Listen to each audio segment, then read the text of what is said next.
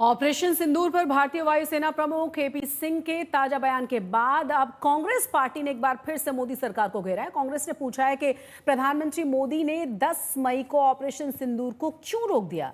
दरअसल air chief marshal ने शनिवार को कहा यह था कि भारतीय वायुसेना ने ऑपरेशन सिंदूर के दौरान 5 पाकिस्तानी लड़ाकू विमान और 1 बड़े विमान को मार गिराया था। वायुसेना प्रमुख के इस बयान के बाद कांग्रेस ने मोदी सरकार से ऑपरेशन सिंदूर रोकने को लेकर मोदी सरकार से फिर से सवाल पूछे हैं।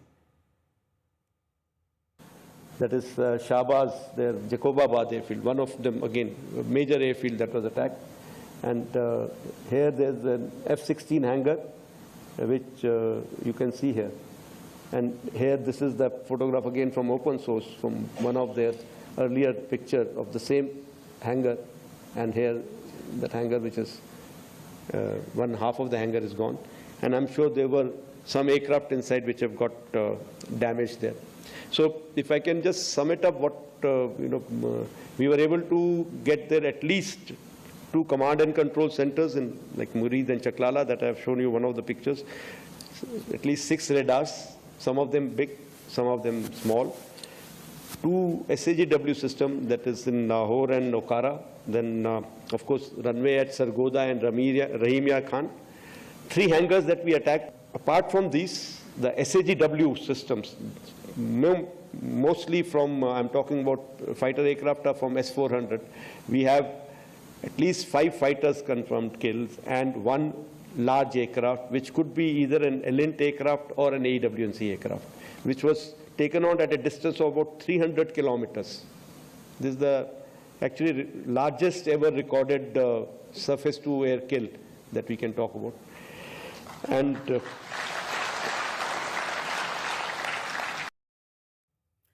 वायुसेना प्रमुख के बयान पर कांग्रेस के नेता जयराम रमेश ने सोशल मीडिया पर बयान दिया है और उसके बाद अब जबरदस्त तरीके से हंगामा शुरू हो गया। सवाल एक बार फिर से कांग्रेस की तरफ से पूछे गए।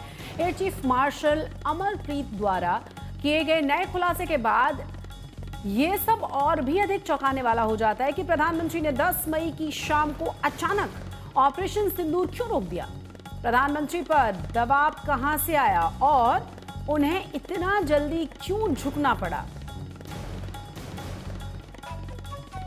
के बाद जो हमारा सवाल है, जो प्रधानमंत्री से हम बार बार पूछते हैं, पूरा देश पूछता है, वो आज और मुझे लगता है जोर से पूछना चाहिए कि आप जब इतनी मजबूत सेना, इतना आगे हम बढ़ रहे थे, तो अचानक किसके दबाव में आकर आपने ऑपरेशन सिंदूर रोक दिया।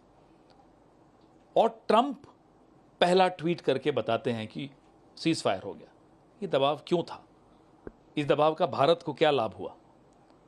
बहादुर सेना और कायर प्रधानमंत्री बार सवाल प्रश्न चिन्ह उठाते हैं हमारे आर्मी, नेवी, एयरफोर्स के ऊपर। शायद उनको थोड़ा ये बयान पढ़ना चाहिए, क्योंकि जब air chief marshal AP Singh ने ये स्पष्टीकरण दी है सबके सामने, तब पता चलता है कि ऑपरेशन सिंदूर और ऑपरेशन महादेव ने किस अंदाज से भारत को सुरक्षित रखा है।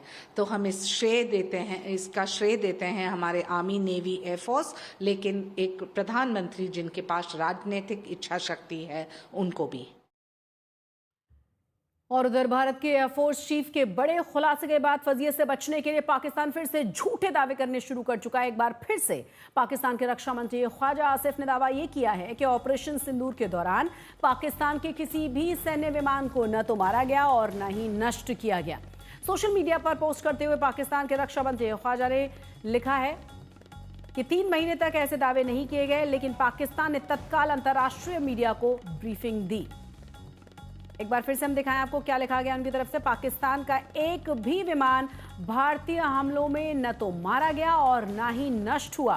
भारत की ओर से 3 महीने तक ऐसे दावे नहीं किए गए, लेकिन पाकिस्तान ने तत्काल अंतर्राष्ट्रीय मीडिया को ब्रीफिंग दी।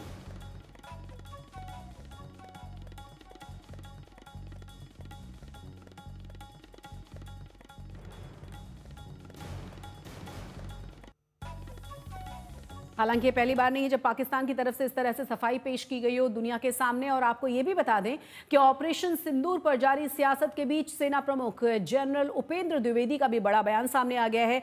जनरल द्विवेदी ने पाकिस्तान के फेक नैरेटिव्स के बारे में बताया है। साथ ही साथ उन्होंने कहा कि भारतीय सेना को पूरी छूट दी गई थी और हमने उन सभी टारगेट को हिट किया जो प्लान का हिस्सा थे। But certain things important. 22nd April, you're aware what happened in Pahalgam, and it actually shocked the nation. 23rd is the time when next day itself, we all sat down. And this is the first time which RM has also said, I think enough is enough. And all the three chiefs were very clear, something has to be done. And the free hand was given, of course, that you decide what is to be done. And that is the kind of a confidence with the political directions and political clarity for the first time we saw. And that's what made a difference, because we want to do a lot, but that kind of hand-holding and kind of free, no terms of restrictions, if I can say that,